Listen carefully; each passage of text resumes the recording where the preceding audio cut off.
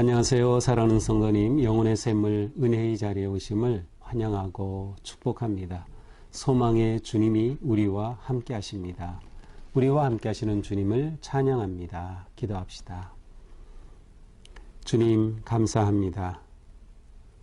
오늘도 주님의 은혜로 이렇게 복된 묵상의 시간을 갖게 하여 주시니 감사합니다. 매일매일 바쁘고 어려운 일정이지만 그러나 이 시간은 우리에게 가장 소중한 시간입니다. 주님의 말씀에 귀를 기울이고 음성을 듣는 시간, 주님께 우리의 마음을 쏟으며 기도함으로 주님을 만나는 이 복된 시간, 오늘도 우리에게 주시니 감사합니다. 오늘도 주실 말씀을 기대합니다. 주님의 말씀으로 저희들을 깨우쳐 주시고 정말 그 말씀의 생명력으로 오늘 하루도 믿음으로 승리할 수 있도록 인도하여 주시옵소서. 예수님 이름으로 기도합니다. 아멘. 오늘 말씀은 열왕기상 14장 21절에서 31절입니다. 솔로몬의 아들 르호보암은 유다 왕이 되었으니 르호보암이 왕위에 오를 때에 나이가 41세라. 여호와께서 자기 이름을 두시려고 이스라엘 모든 지파 가운데서 택하신 성읍 예루살렘에서 17년 동안 다스리니라. 그의 어머니의 이름은 나아마요 암몬 사람이더라. 유다가 여호와 보시기에 악을 행하되 그의 조상들이 행한 모든 일보다 뛰어나게 하여 그 범한 죄로 여호와를 노엽게 하였으니 이는 그들도 산 위에와 모든 푸른 나무 아래에 산당과 우상과 아세라상을 세웠습니다. 그 땅에 또 남색하는 자가 있었고 여호와께서 이스라엘 자손 앞에서 쫓아내신 국민의 모든 가증한 일을 무리가 본받아 행하였더라. 르호보암 왕 제5년에 애굽의 왕 시삭이 올라와서 예루살렘을 치고 여호와의 성전의 보물과 왕궁의 보물을 모두 빼앗고 또 솔로몬이 만든 금 방패를 다 빼앗은지라. 르호보암 왕이 그 대신 노스로 방패를 만들어 왕궁 문을 지키는 시위대 대장의 손에 맡기매 왕이 여호와의 성전에 들어갈 때마다 시위하는 자가 그 방패를 들고 갔다가 시위소로 도로 가져갔더라. 르호보암의 남은 사적과 그가 행한 모든 일은 유다 왕 역대지략에 기록되지 아니하였느냐. 르호보암과 여로보암 사이에 항상 전쟁이 있으니라. 르호보암이 그의 조상들과 함께 자니 그의 조상들과 함께 다윗성에 장사되니라. 그의 어머니의 이름은 나아마요 암몬 사람이더라. 그의 아들 아비암이 대신하여 왕이 되니라. 아멘.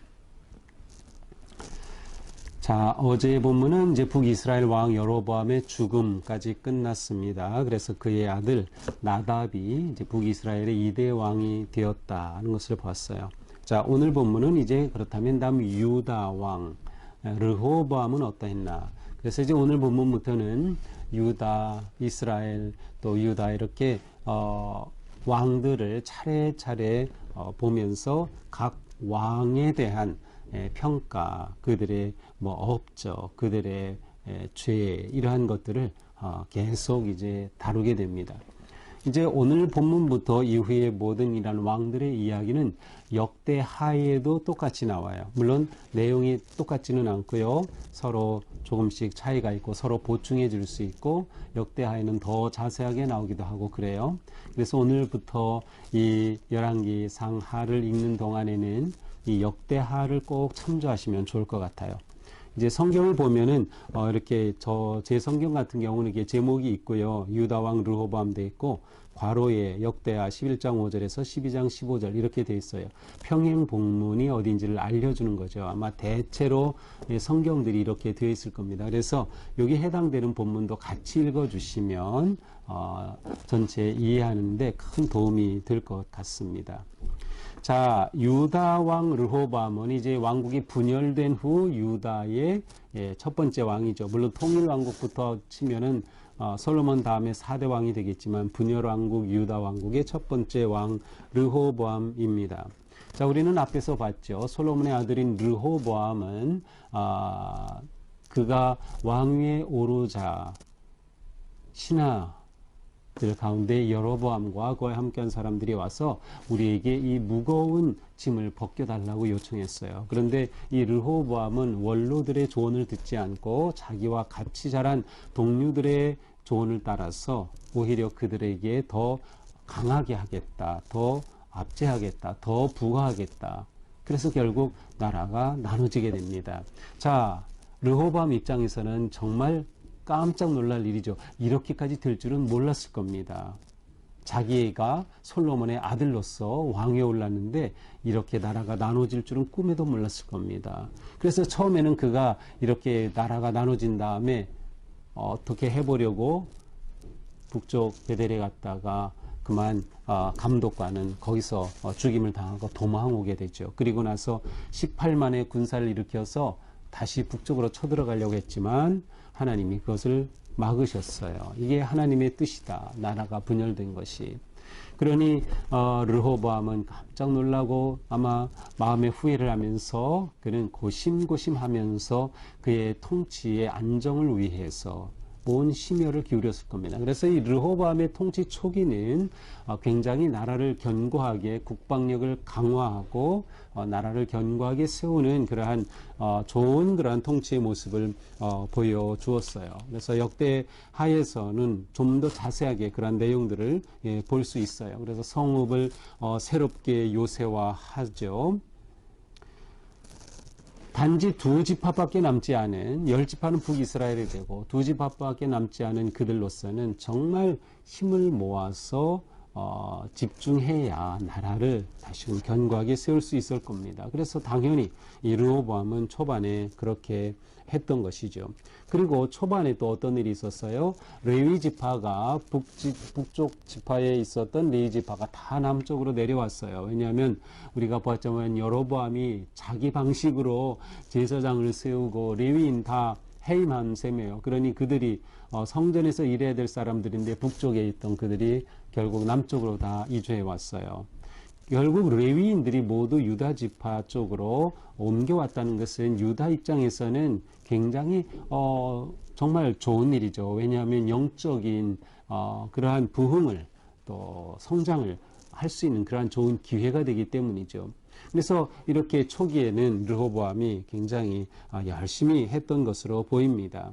하지만 시간이 지나가면서 그는 점점 그러한 마음을 잃어버리게 돼요. 그래서 결국 그도 다른 악한 왕들과 같은 길로 가게 되는 겁니다.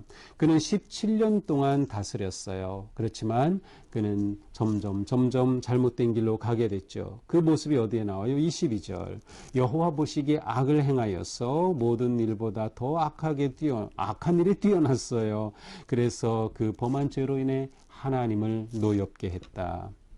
르호보암에 대한 평가는 이겁니다. 하나님을 노엽게 한 악한 왕이 된 것이에요. 그래서 구체적으로 어떠한 악한 일을 했어? 23절에 보니까 산 위에 모든 푸른 나무 아래에 산당을 세웠고요. 아니 성전이 있는데 산당을 세웠어요. 우상을 세웠고 아세라상을 세웠어요. 도대체 이게 말이나 됩니까? 북쪽 이스라엘의 여로보암은 성전이 없으니까 그럴 수 있다고 쳐요. 근데 남쪽 유다에 성전이 엄연히 있는데 산당을 세우고 이렇게 우상을 세웠다니 말이죠. 말도 안 되는 일을 한 것이죠. 더 나아가서 24절에 보니까 그 땅에 남색하는 자가 있었고 여호와 이스라엘 자손 앞에 쫓아내신 국민의 가증한 일을 무리가 본받아 동성애를 받아들였어요. 그렇게 되니까 하나님 앞에 가증한 백성이 되고 말았어요. 백성들이 그 모든 것을 도덕적 타락을 그대로 본받아 행하게 된 겁니다. 하나님의 진노가 임할 수밖에 없는 것이죠. 아니 왕이 본을 보여야 하는데 어떻게 이렇게 동성애를 받아들이는 거지요? 하나님의 진노가 임했던 것입니다. 결국 25절에 보니까 르호보암 5년에는 애굽의 왕 시삭이 올라왔어요. 애굽은 원래 솔로몬 때에는 서로 정략 결혼해서 애굽의 공주가 솔로몬의 아내가 되고 왕비가 되고 그래서 관계가 괜찮았는데 이 르호보암이 된 후에 이 애굽이 마음이 돌변했어요. 그래서 시삭 바로 왕인 시삭이 군사를 이끌고 유다를 올라와 점령해 버립니다. 1200의 기병대, 1200의 그 말을 탄 그러한 전차와 6만의 기병 그리고 많은 군사를 이끌고 올라왔어요. 금방 유다는 다 함락되죠. 그리고 와가지고는 성전에 있는 모든 금을 다 빼앗아가고 말았습니다. 26절에 나오죠. 솔로몬이 만든 금방패 다 빼앗아갔고 성전의 보물, 왕궁의 보물을 다 빼앗아갔다. 솔로몬이 세운 성전의 그 영화스럽고 자랑스러웠던 황금의 가장 고귀한 하나님의 거룩하신 임재를 나타내던 그 황금 다 빼앗기고 말았어요. 결국 초라한 노스로 대신 하게 된 너무나도 가슴 아픈 일이 이때 일어났습니다. 결국 르호보암은 하나님 앞에 악한 왕이 되고 만 것이죠.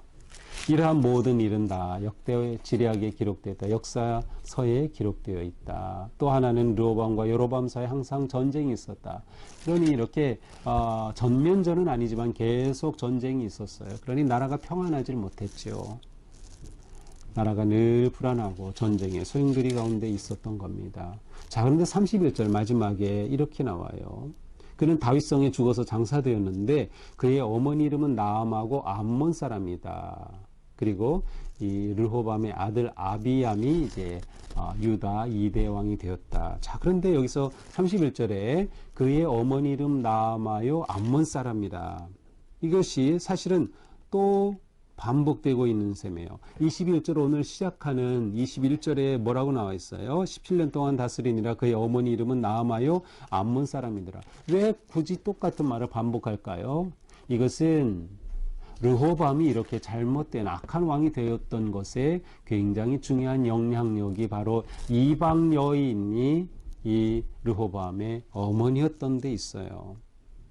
그의 어머니 이름이 나암한데 암몬 사람이다. 어머니의 영향력이 이렇게 큽니다.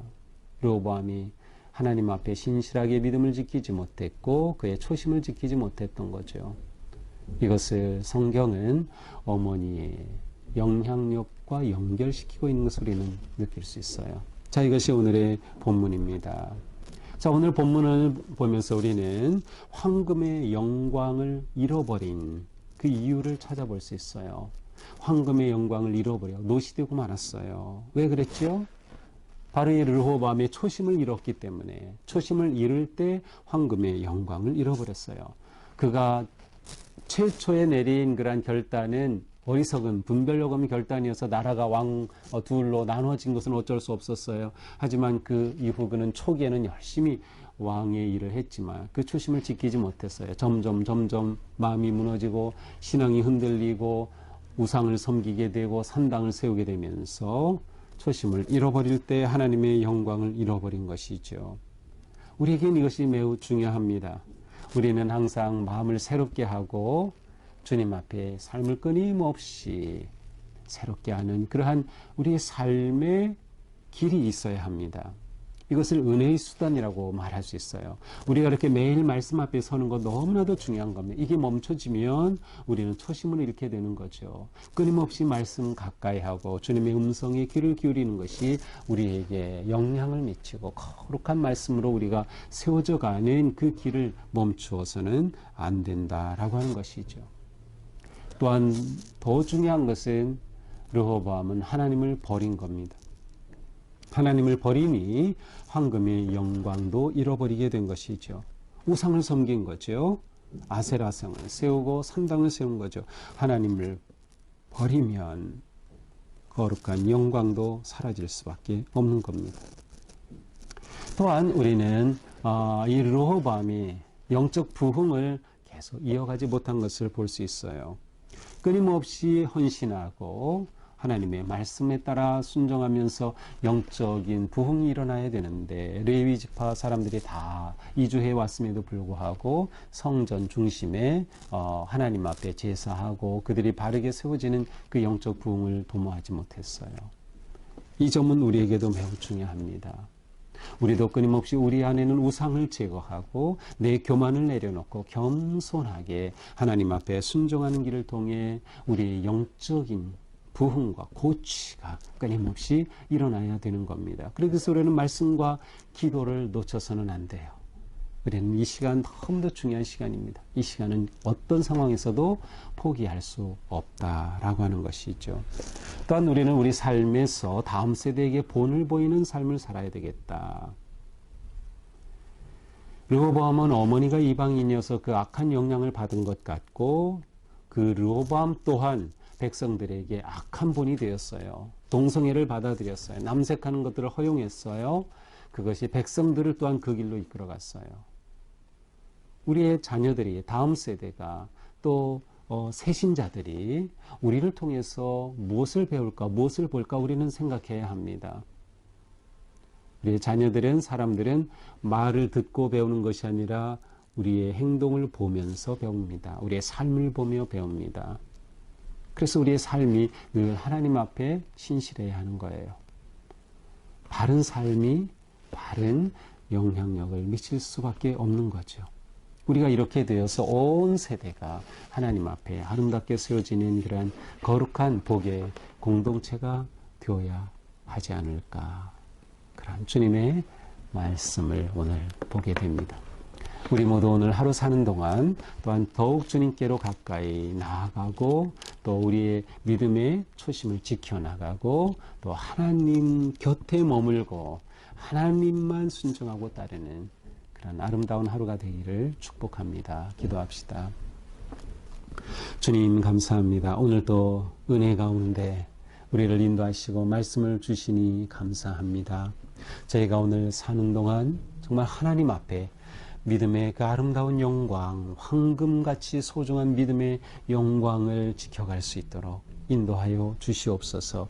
하나님의 말씀에 순종하며 기쁨으로 주님을 따르며 세상의 방식과 가치에 흔들리지 않도록 저희들을 지켜 주시옵소서. 오늘 하루 사는 동안도 우리에게 영적인 새 힘을 더하여 주시고 믿음으로 굳게 서서 담대히 나아갈 수 있도록 또한 우리의 삶이 누군가에게 거룩한 본이 될 수 있도록 특별히 다음 세대에게 본이 되는 우리의 삶이 되도록 인도하여 주시옵소서. 예수님 이름으로 기도합니다. 아멘. 네, 오늘도 주님의 사랑과 은혜 안에서 우리 삶이 거룩하고 아름답기를 축복합니다. 사랑합니다.